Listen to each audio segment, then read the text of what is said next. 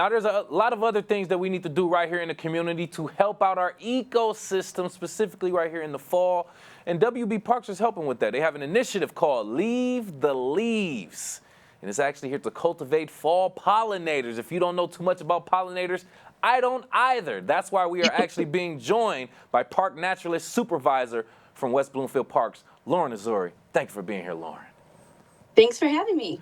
I love talking pollinators. Oh, come on, let's get into it then. I'm glad you said that. So let's get straight into it, right? I have this note. Pollinators such as bees, butterflies play a critical role in reproducing over 80% of flowering plants, including a third of human food consumption. Can you explain? I want to get into something that we talked about before. Can you explain how skipping traditional fall yard cleanup can positively impact the pollinators population? Excuse me.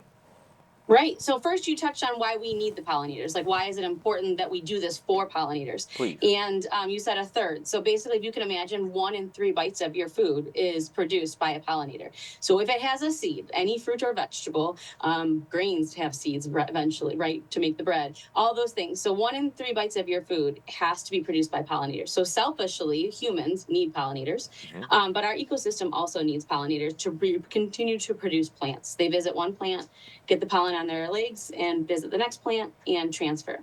And so without pollinators, we would not have all of our plants reproducing and growing either. So for food and plants, it's important.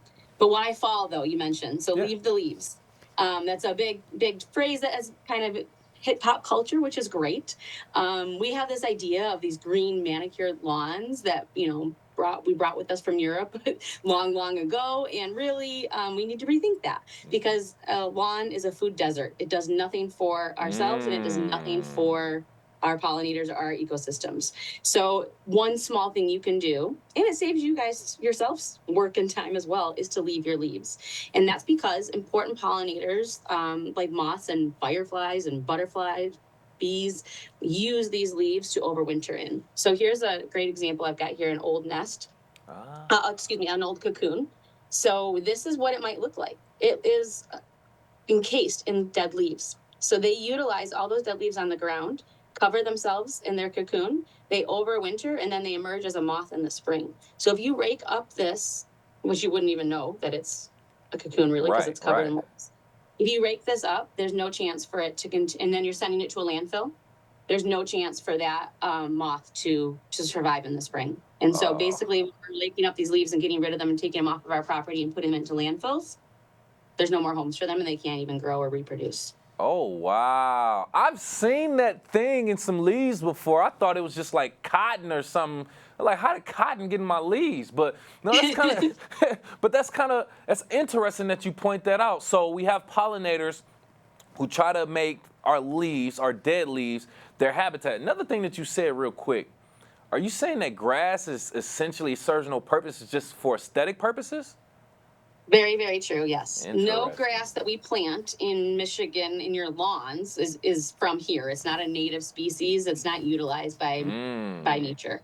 It's just for aesthetics and looks. Okay. There's plenty of other native grasses you can plant that grow a little taller and have a lot more use. But yeah, generally speaking, your regular lawn grass is no use to nature. Today years old, right?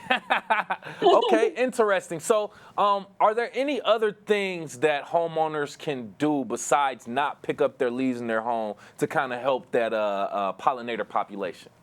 Yeah, the other thing is just leave your seed heads. So the seed heads that we tend to think of as like, oh, we need to cut these down, it's not pretty. They're done growing. So they're done for us, for our beauty for the moment, right? But they're not done for nature. So a lot of seed heads will have seeds in them. So that's a perfect overwintering bird feeder food. So if you put out bird feeders, that's great. But why not just use nature and leave your seed heads for them to eat? And then the other thing you can do is leaving hollow stems. So if you notice your plant, and you start to cut a plant back and it's got a hollow stem, that's a perfect place for our solitary native bees to overwinter in. And so they prefer hollow stems that are more narrow. So if you grow bee balm or goldenrod, they would overwinter in those stems and use that to stay safe all winter long. So keeping those hollow stems up for them all winter, as well as leaving your seed heads up, help too. Wow, I'm really sitting here like, wow, really? Like, you can just see it on my face. I'm like, wait, what? That's very. Well, and I'm saving you work. You Yeah. don't have to do all this hard work in the fall, Exactly. right? And it's Yep. good for nature. Just tell your neighbors what you're doing, and they'll know why.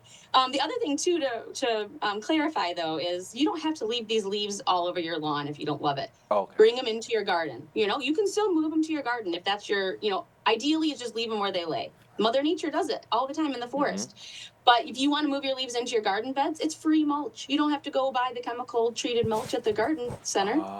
Use the leaves. It breaks down and feeds your soil, so it's double purpose. Oh, you are bringing the game today, Lauren. We I'm appreciate, and that's helping you why we save have you. money, Yes, work. yeah, that's why we have you with us right here live on the Splash. Park Naturalist Supervisor for WB Parks, West Bloomfield Parks, Lauren Azoury, telling us about fall pollinators and what we can do to help their population. Now, just a few more questions before we let you go. Essentially, how has the Minute with Nature series contributed to environmental education in West Bloomfield from your perspective? Yeah, I love the Minute with Nature series. It's just another great way to reach an audience. So Yeah. any way that we can slip in nature education or get people excited about what they can find in their backyards helps to inspire them to protect it and make action that is positive for the environment. So that's just another way. We love to program in person. We love to meet people and have you come visit the nature room or come to one of our programs.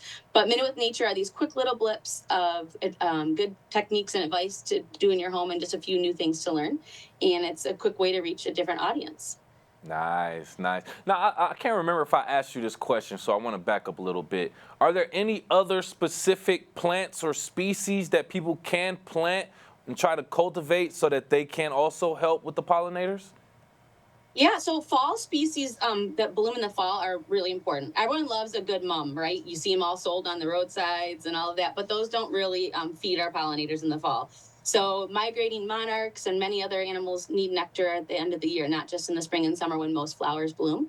So think about goldenrod, think about different asters, think about bee balm as some great late flowering plants that you can put in your garden so that you have color year round, even throughout the fall, and you are helping the pollinators as well.